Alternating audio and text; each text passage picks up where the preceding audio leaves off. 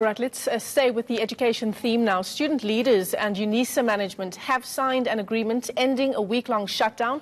That deal will see registration go ahead today. Now, it follows an intervention by the Higher Education Department.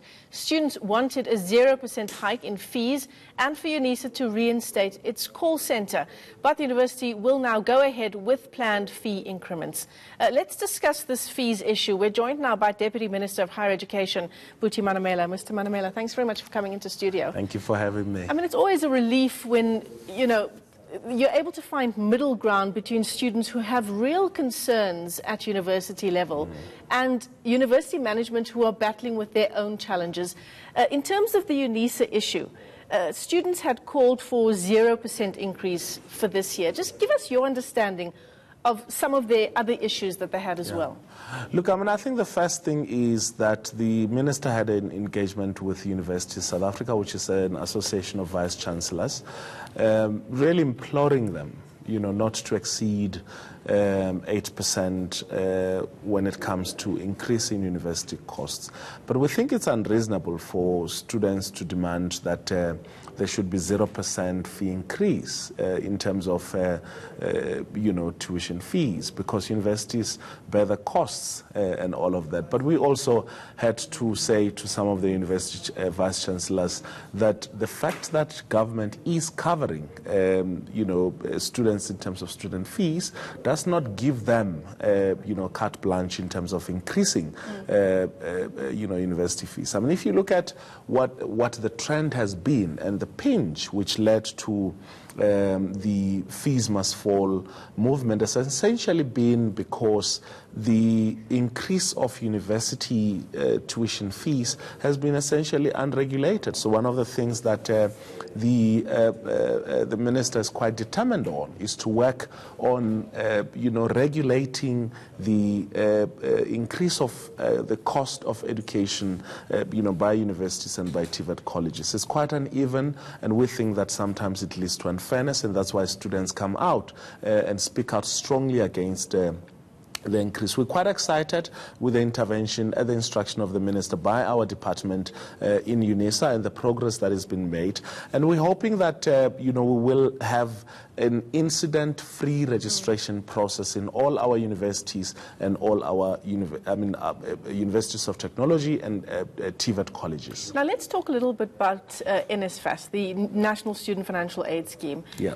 Last year, we saw some massive administrative problems. Yeah. Yes.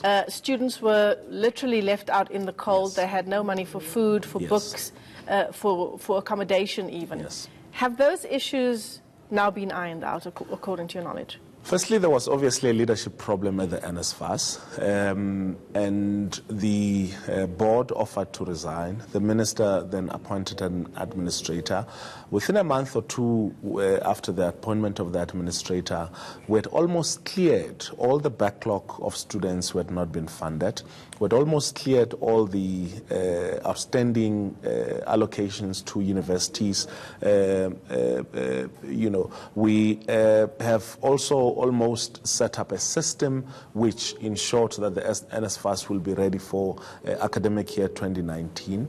The commitment that they have made was that they will advise students, if they've been funded, as early as possible before the registration has commenced. And we know that there are still those students who have not been informed what their status is, but we're quite confident that the number of those who have been informed is quite significant since we received the National Senior Certificate results, about a week or so ago.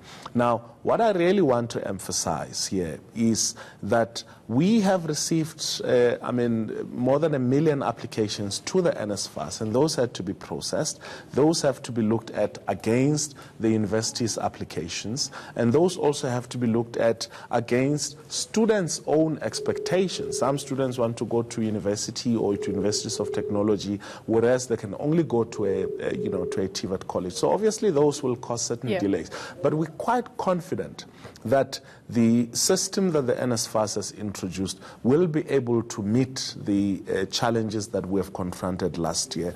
What I want to emphasize, particularly to universities, is that all students who are qualifying, who are on NSFAS, whom NSFAS have advised both the student and the university that they qualify, should not be expected to pay any registration fee to those universities. This has been a major bone of contention to many of the institutions and have resulted in situations where there were student revolts. We instructed last year through the minister that all universities who have taken registration money from students, that those students should be paid back, and that was done. So we don't want that situation to repeat itself, this year. But we also want to encourage students not to walk into institutions. They have been advised electronically by the institutions if they have succeeded or not, and they've also been advised by the NSFAS. And we therefore want to encourage them to use our central application clearing house, whose intention is to look at the spaces available and the different universities and advise students on where to go, to apply and for which program. We think that, with all this in place, there may be either no incidents at all or as little incidents as possible. How many of our students who do qualify for entry either into university or to TVET colleges, wherever it may be, yeah.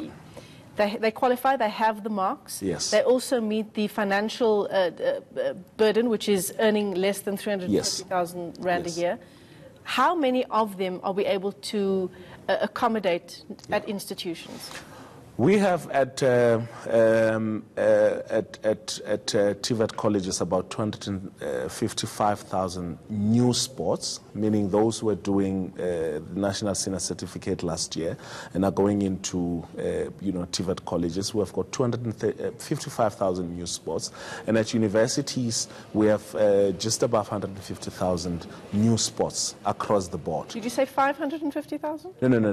150,000. Yeah, so combined.